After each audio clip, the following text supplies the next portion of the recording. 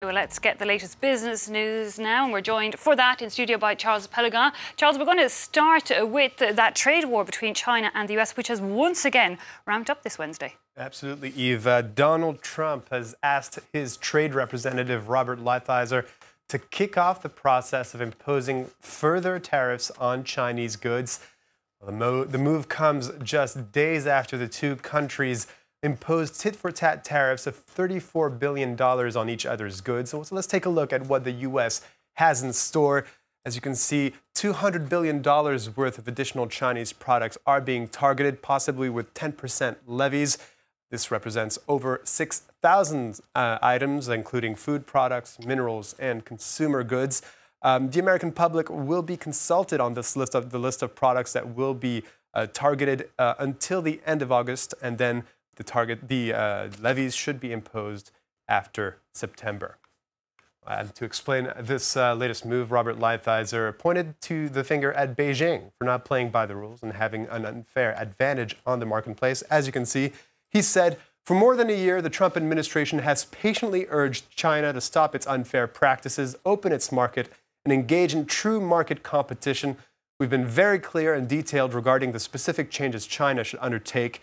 Unfortunately, China has not changed its behavior that puts the future of the U.S. economy at risk.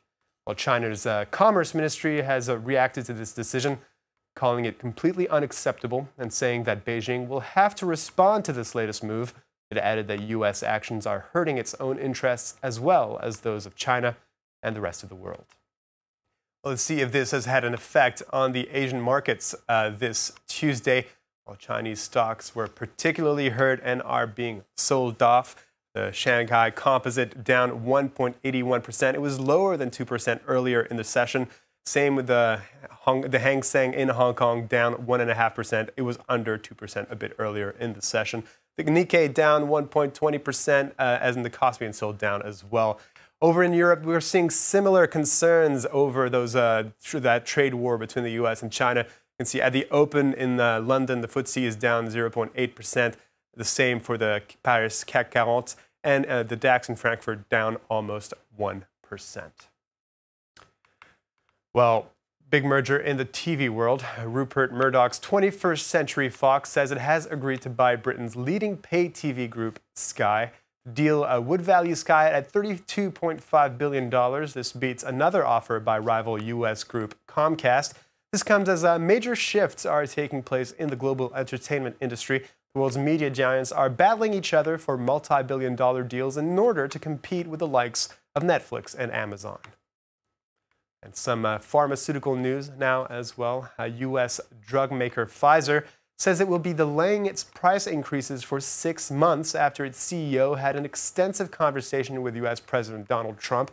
A day earlier, Trump took aim at Pfizer and other companies for raising prices on some of their medicines, saying they should be ashamed. Well, Pfizer will likely not raise drug prices until after the 2018 midterm elections in November.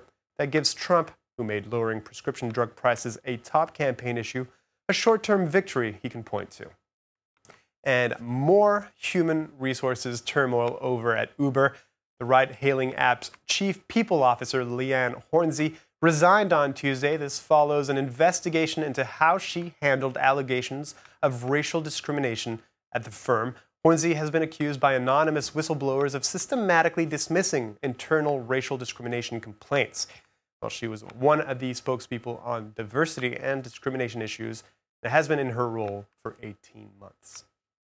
And let's finish with this football World Cup story. After last night's win against Belgium, the French national football team is now through to the final of the World Cup.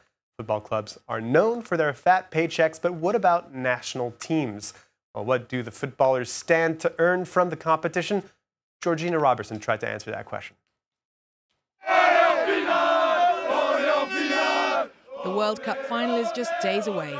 The dream of a second star on their shirts, a step closer. The pride and the glory is not all that is at stake.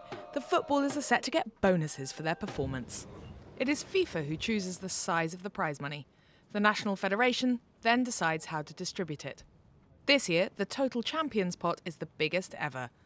Over €32 million for the winners and just shy of €24 million for the runners-up. President of the French Football Federation, Noël de Gret, holds the purse strings and has decided how much the players get. Reaching the semi-finals ensured a bonus of €150,000 a player, but getting to the final means the wad of cash gets bigger and Les Bleus are set to receive €280,000 each.